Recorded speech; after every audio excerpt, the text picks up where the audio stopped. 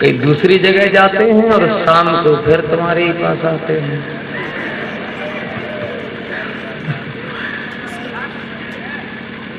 तो देखो नेतन की ऐसी बात है, माफ करना कि अंजनी में कुल नेता है।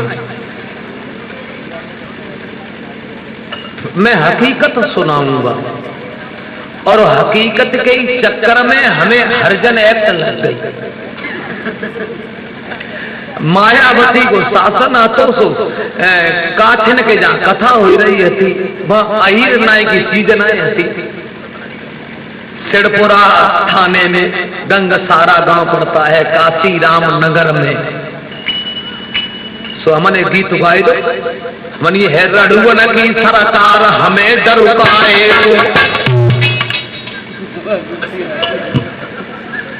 हमने गीत गा दिया।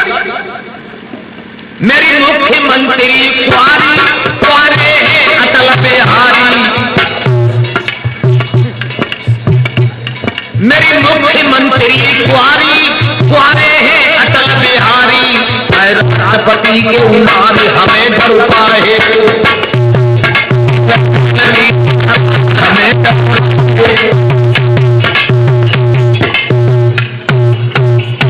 इतनी लाइन गायबे के पीछे पुलिस लग गई पीछे।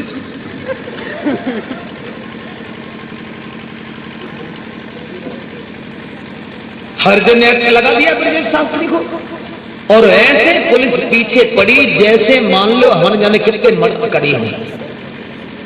तो मैंने भी कह दिया उससे, वो कौन था वहां का प्रवेश पांडे, क्या बोलते थे, सीओ बोलते क्या बोलते, ऐसो नहीं ऐसो तो दूसरा था मलिक था। उससे बड़ा कौन होता है, कोई होता है हम नहीं जानते। वो ब्राह्मण था पड़ गया पीछे। एसओजी टीम लगा दी मेरे पीछे, कोई भी कथा नहीं कहने दी। मैंने कहा पकड़ लो मुझे। मुझसे कहते हैं ब्रजेश शास्त्री पकड़ के दिखाओ। एक भी दिन हाथ नहीं आया। कोई बबरियन पे मैं, कोई जखे तब मैं, कोई बखे तब मैं, कोई नदी कूद के, कोई पैदल, कोई मोटरसाइकिल से बात। उस दिन मुझसे कह रहा था तुम्हारी गाड़ी 200 से ऊपर भागती है। मैंने कहा मौका लग जाए तो 400 से ऊपर भागती।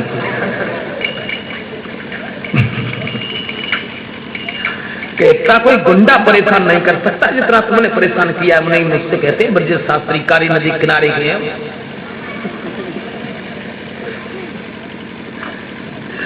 तो हम नेतन की कबो कोई बात नहीं कहा, क्योंकि नेता और पुलिस वाले ये लोग बहुत ईमानदार आदमी होते हैं।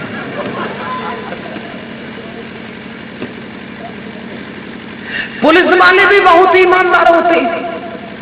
कहूँ चौराहे पर ठाड़े मिल जाए 5 रुपया पकड़ाए दो चले जा, बेकत को आता ही ना।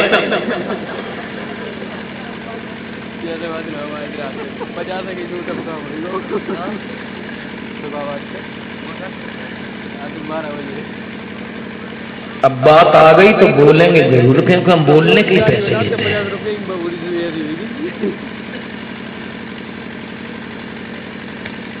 लक्ष्मण ने परशुराम से ये कहा था, परशुराम सूर समर करनी करे और कहीं न जना बही आप, और विद्यमान रन पाई रिपु कायर कथई प्रताप। लक्ष्मण ने ये कहा सुनो परशुराम, बहादुर लोग जो होते हैं वो अपने मुंह से कभी अपनी प्रशंसा नहीं करते हैं, लेकिन जो बुज़दिल होते हैं, जो कायल होते हैं, वो अपने मुंह से अपनी बढ़ाई किया करते हैं। बड़ा सोचने की और समझने की बात है, गौर करें मेरे शब्दों पे। मैं हंसी की बात जरूर कहता हूं, लेकिन मेरी हंसी की हर बात में कुछ न कुछ छुपा होगा। आज देखिए राजनेताओं को देखिए, उनकी तारीख पहले से निश्चित कर दी जाती है कि इस तारीख को फलाने नेताजी यहां आएंगे, और क्या लिखते हैं कि हमारे मुख्य अतिथि, उन्हें अतिथि का ज्ञान नहीं है। अतिथि की परिभाषा क्या है? अतिथि कहते किसे? अतिथि, अतिथि जिसकी कोई तिथि नहीं है,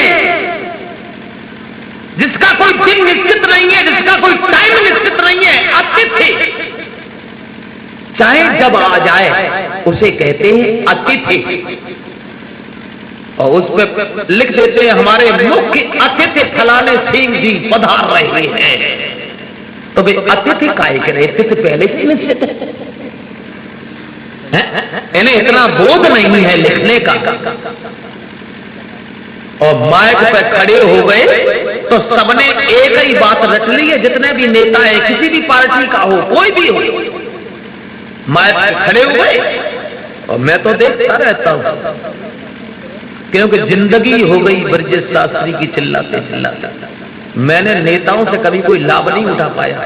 आज अखिलेश के पीए का फोन आया था मेरे पास में, राजू चौहान, तो उन्होंने कहा कि आप ब्रजेश शास्त्री? मैंने कहा जी, कि मैं लखनऊ से बोल रहा हूं। उन्होंने परिचय दिया। मैंने कहा बताओ कि भागवत होनी है मेरे यहाँ। मैंने कहा मेरे पास टाइम नहीं है। बोले कब तक? हमने 30 जून तक। कि तब तक गिरे हुए हो? बिल्कुल, उन्हें जुलाई में चाहो तो मिल जाएंगे। भैया कोई समय निकाल लीजिए, वो सीएम से कहलवाऊं। मैंने कहा ये राजनीतिक मामला नहीं है, ये राजनीतिक मामला नहीं है। हमने 30 जून से पहले नहीं मिलूंगा, क्योंकि तुम हमारे काम में ना आ रहे हो, तुम्हारे काम में ना आ रहे। तो नेतन की मीठी बात जे वोट मांगे जोरे हाथ, पीछे से जे मारे लात, कैसी राजनीति है। जे दबे को दबात जात, उठे को उठात जात, और भले को मिटात जात, कैसी अनरीति है। कहते हैं 1000 बात और पूरी हो न एक बात, भाषण में न खाबे मात, ऐसी ही प्रतीत है जे कुर्सी पे लगाए घात, भूल गए अब तात मात, और देखे बूट पछतात, कैसी जे कुरीति है। तो हम तो देखते रहते हैं, पहले से ही फोन कर दिया ब्रजेश वहां पहुंचना है, हम ठीक 12 बजे आ जाएंगे। अब जनता को कंट्रोल करो। कैसे करोगे? तुम जानो। अब ब्रजेश शास्त्री चिल्ला रहे हैं खड़े खड़े, नेताजी का इंतजार कर रहे हैं, 12 बजे का वायदा है, 3 बजे गए, आ ही नहीं रहे। तो कैसे क्या किया जाए? मेरा मतलब है कोई बात नहीं, कोई स्विच दब गया इसका। तो कैसे क्या किया जाए? हम तो देखते हैं नेता लोग आए, खड़े हो गए और भाषण देना शुरू हो गई। मैं ये कह रहा था कि लक्ष्मण ने ये कहा था कि परशुराम अपने मुंह से तुम अपनी प्रशंसा करती हो, और आजकल के नेताओं को देखिए, माफ कीजिएगा इतनी भीड़ में कोई नेताजी बैठे हों, क्योंकि अंजनी में बहुत नेता हो गए हैं। पहले कोई नहीं था, जब हम छोटे थे या पढ़ते थे तब कोई नेता नहीं था। अब तो घर घर नेता है अंजनी में। माइक पे खड़े हो गए और चिल्लाने लगे, हमारे इस प्रांगण में बैठे हुए जितने भी किसान और मजदूर भाइयों, मैं आप सब लोगों का हार्दिक अभिनंदन और वंदन कर रहे हैं। आप लोगों को दर्शन करने के बाद हम अपने आप को सौभाग्यशाली समझ रहे हैं। बस ये रटे रटाए शब्द बोलती।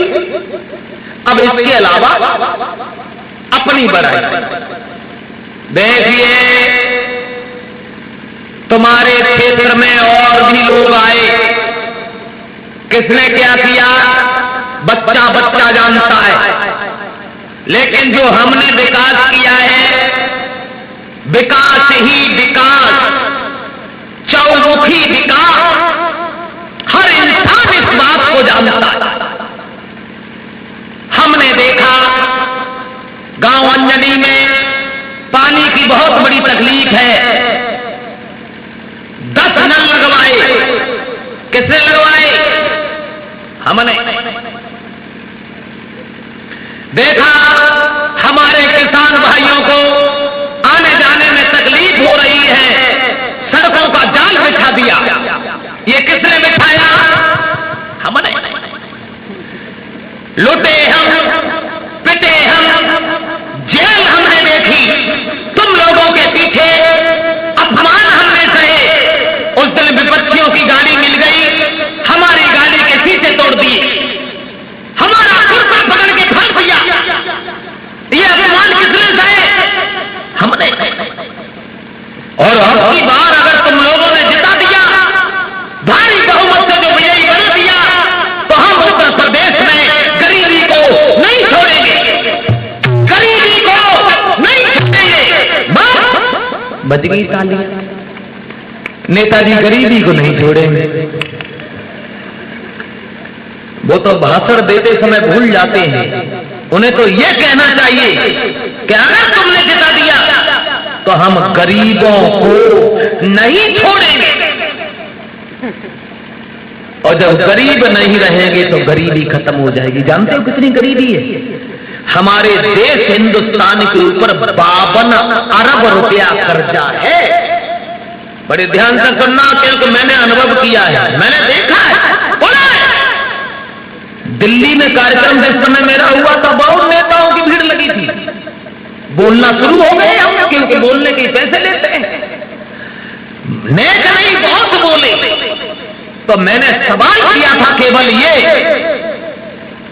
हमने की पानी से भरी हुई हर नदी गंगा नहीं है। पानी से भरी हुई हर नदी गंगा नहीं है। और छोटी छोटी बात कोई लंबा दंगा नहीं है। और हमारे देश में झंडों की कमी नहीं है। हमारे देश में झंडा तो बहुत है, लेकिन हर किसी के दिल में तिरंगा नहीं है, जो हमारे देश की आन है, शान है, एक शान है। अब इन्हीं बातों के साथ साथ एक बात और कहेंगे। नेता तो मनवाए सो हो जाओ, मनवाए तब हो जाओ, कितनी उम्र में हो जाओ। पुलिस की भर्ती है या फौज की भर्ती है तो वहां में सब देखो जाते हो, कितनी हाइट है, कितना सीना है, कितनी योग्यता है। और जब नेता की ऐसी भर्ती है जाना तो देखो ही ना जाता, कितनी उम्र पे हो जाओ, कैसे हो तैसे ही हो जाओ, कल हम चाहे वो नेता हो जाओ। हमारे यहाँ एक नेताजी है, माफ करें तुम्हें सब मालूम ही कि हम तो कारी नदी के नवाए तो बस यही है, तुम लोगन में ही पल के सियाने भाई हुन तो अब कहूँ रहे ही ना। और हुन रात होते कतराई में तो क्या जेल में होते क्या मुकदमा 50 लगे होते, जगह थी जाते होते माइक बना के लाते अगर हुन राते तो वो तो सब तुम लोगों की देन है जो हियन रहे, तुम्हारी रोटी खाई।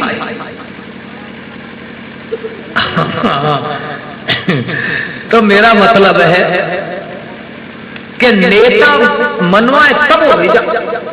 हमारे यहाँ जिला एटा में एक नेता है और ऐसे नेता हैं जब ही कोई इलेक्शन आते हो सोई बेचाचे 10 बीघा बेच लेते हुए प्रधान न पाए आ जाओ। और ऐसे नेताजी हैं बेचारे बहुत हकलाते हैं, बहुत ज्यादा कंप्रेसर कटेगा तो कटेगा, लटक गए तो घंटा लटक ये कई बात। माफ करें इतनी भीड़ में कोई अगर हकले कोई है ही नहीं है।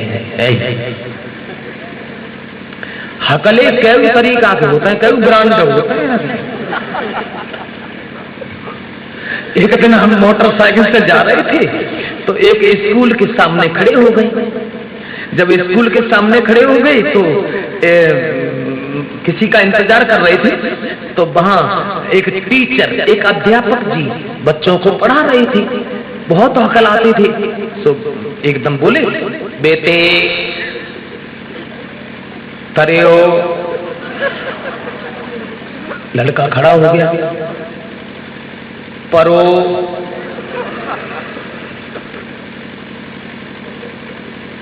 कबूतर। लड़का भी वही बात कहने लगा, कबूतर। बोले सुअर तहीते, कबूतर नहीं, कबूतर। तो हकले कई तरह के होते हैं। एक मैनपुरी में एक दुकान है, भदौरिया मोबाइल रिपेयरिंग सेंटर।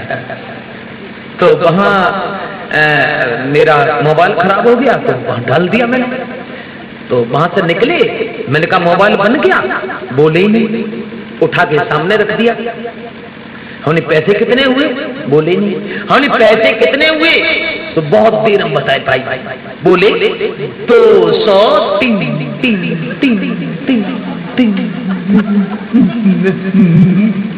30 रुपए। तो हमने पूछी, दोबारा फिर पूछी, हमने सही बताओ ना कितने पैसे हुए। सुबह गुस्सा में आ गए, गुस्सा में आ गए से एकदम बोले 230 नहीं, सीधे 250 हो गई। दुविधा पूछी तो 20 रुपया फालतू और दे देते। तो हकले कई तरह के होते हैं। एक बारात में हम गए तो एक लड़का जो बैंड में गा रहा था, बहुत हकलाता था। तब तक गांव के लड़का नए नए आ गए, बोले मैडम बैठे बोलोरो में गाओ। सो बेचारो हकल आए तो बोलोरो कहिए ना, सब गाल लगो कि मैडम बैठ के लोरो में। तो हकले कई तरह के होते। एटा में गांधी मार्केट में एक फोटो स्टूडियो की दुकान है, एक नया लड़का दुकान किए है। सो एक बड़े बूढ़े आदमी गए फोटो खिंचवाने के लिए। तो जैसे भी बैठे, सुबह ने कैमरा लगाओ और कैमरा लगाए के बोलूं, बाबा थोड़ा मुत कराना। सो बाबा के सबने बनाए आई, बेचारे उठे, पेशाब करे आए, फिर बैठे बाले फिर कैमरा लगाओ और बाले फिर जाए बात करी, बाबा थोड़ा मुत कराना। सो बाबा ने झोरा उठा 5-7 दे मुत कराना। कितनी बार मुत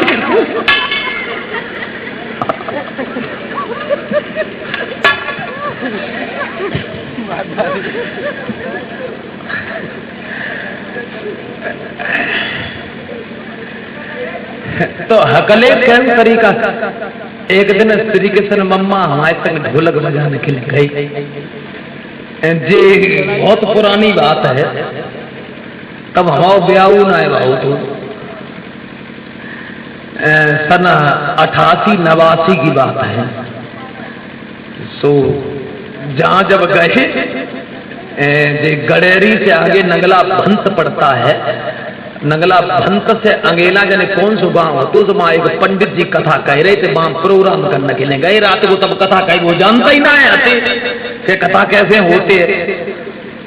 सो एक बगाव के रहे कोई आगे आने पे हम तापे बैठे, तब जाए सर्दी को मौसम सो आगे आने पे तापे बैठे, तो एक भी आई गए तो बैठ गए। अब बिन ने पूछी, मम्मा से पूछी, भी तो ऐसे है जब चाओ जो कछाता ना हुए, जो पंडित हुए के बेजामन हुए।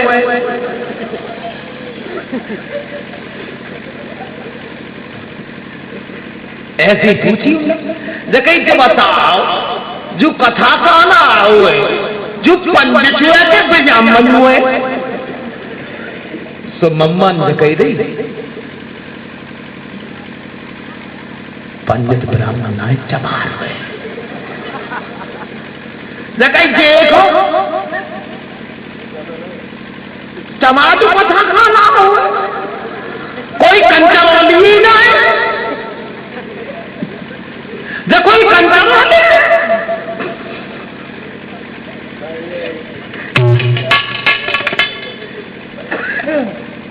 ऐसे ही एक नेताजी से भूल हुई। नेताजी ने अपनी नई पार्टी बनाई और नई पार्टी को नौ झंडा बनाओ। सो नेताजी की पत्नी बोली, काहे जो झंडा को कपड़ा बहुत बढ़िया है, जाने कर ले आओ। नेताजी बोले, हमारी पार्टी का झंडा है, हर इंसान जानता है। सो लाए, तो उन्हें कपड़ा लाए के घर डाल दो। सो नेताजी की पत्नी ने भाई झंडा के कपड़ा में अपने कपड़ा चंबा ले, भाई में बिलाज, भाई में पेटी का हो तो सो मतलब सब। अब नेताजी को सवेरे सवेरे नीचे का तेल करनी है।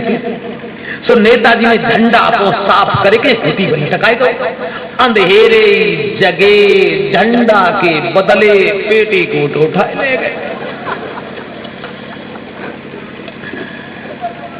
अब जा करके लटका दिया सबके सामने और भाषण देना शुरू हो गई। देखिए,